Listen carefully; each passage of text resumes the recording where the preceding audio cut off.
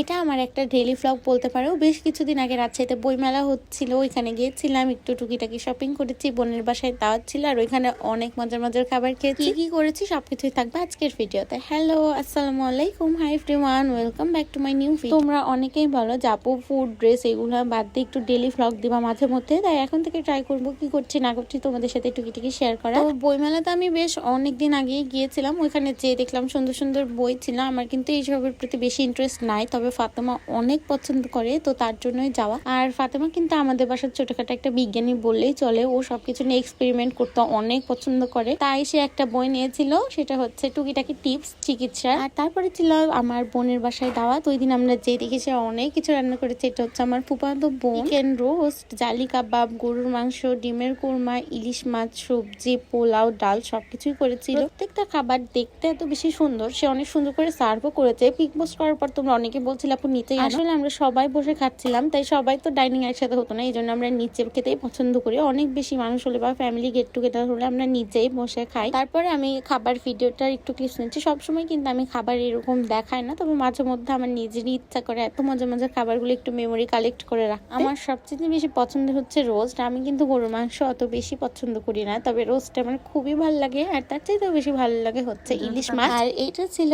আমার বোনের বাবু, সবাই মাশাআল্লাহ বলে যায়। তারপর বিকালে নাস্তা করে অনেক গল্প করে চলে এসেছে। আল্লাহ হাফেজ।